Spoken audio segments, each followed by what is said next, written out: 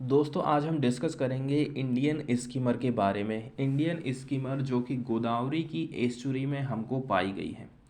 Estuary के बारे में हम अच्छी तरह से जानते हैं कि नदी जब तेजी के साथ में अब समुद्र के साथ में मिल जाती है तो वो समुद्र में मिलने के पहले किसी भी प्रकार की ज़मीन का निर्माण या फिर लैंड का फॉर्मेशन नहीं कर पाती है।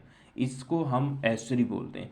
थोड़े बहुत अपने साथ में लाए गए जो सेडिमेंट है उनको ज़रूर वो इकट्ठा करती है, लेकिन जिस प्रकार से डेल्टा में ज़मीन का फॉर्मेशन हो जाता है, क्योंकि नदी जब बहती है, नदी के सामने जब ऊंचा उठा हुआ भाग आ जाएगा या फिर उसका जो ढलान है ज़मीन का कम नहीं होता है, तो क्या काम करेगी, वो अपनी स्पीड को कम कर देती है।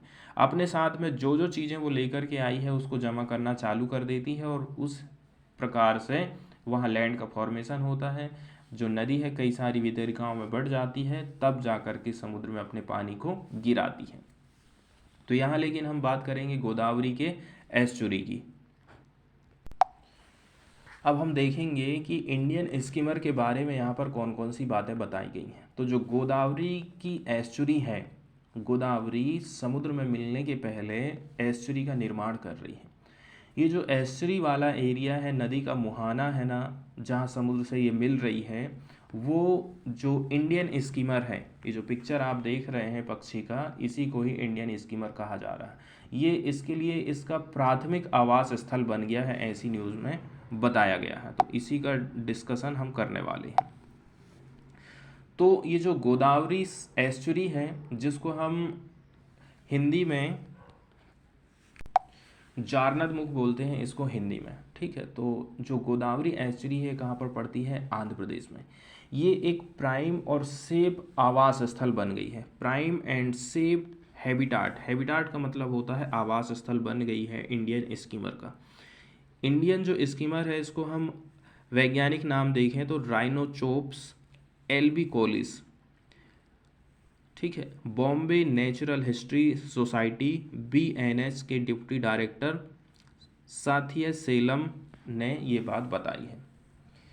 इस बर्ड को इंक्लूड कर दिया गया है इंटरनेशनल यूनियन फॉर कंजर्वेशन, ठीक है, international union for conservation of nature IUCN की रेड लिस्ट में इसको डाल दिया गया है। ये इंडेंजर्ड स्पीसीज के अंतर्गत आती है। तो ये फैक्ट हमको याद रखना है कि जो इंडियन स्कीमर है IUCN की रेड लिस्ट में शामिल है।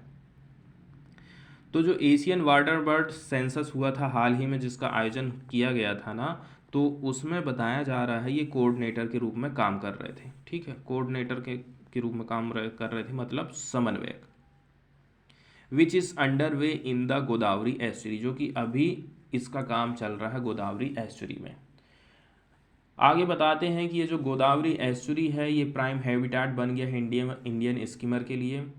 यदि हम 10 जनवरी की बात करें ट्यूसडे के दिन, क्योंकि लगभग 200 इंडियन स्कीमर यहाँ पर हमको देखे गए थे southern part of the Coringa wild life sanctuary, ठीक है।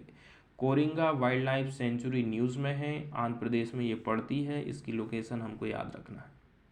गोदावरी एस्चुरी यहीं पर आ जाती है।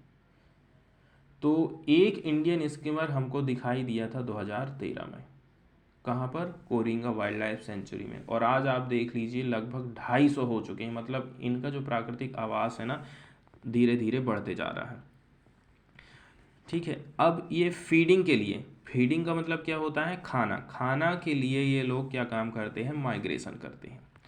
अब हमने 6 इंडियन स्कीमर की टैगिंग करी थी, ठीक है। उनकी बॉडी में हम कुछ चीज़ लगा देते हैं ताकि जैसे सेंसर वगैरह, ताकि उनको हम ट्रैक कर सकें। तो 6 इंडियन स्कीमर की हम ऐसे देखे हैं इस सेंसस के दौरान so far, and 5 of them were tagged in Mahanadi area, ठीक है। ये हमें कहाँ दिखाई दिए थे, महानदी एरिया की तरफ 5 ठो, और एक कहाँ गया, चंबल वाले एरिया में। Indian skimmer migrates to Godavari estuary for feeding, ऐसा उनका कहना है। तो जो इंडियन स्कीमर हैं वो क्या काम करते हैं, एक जगह से दूसरी जगह जाते हैं ताकि खाने की उनकी पूर्ति हो सके। तो जनगणना के दौरान अच्छी संख्या में ग्रेट नॉट और कैस्पियन टर्न भी हमको देखने को मिले थे।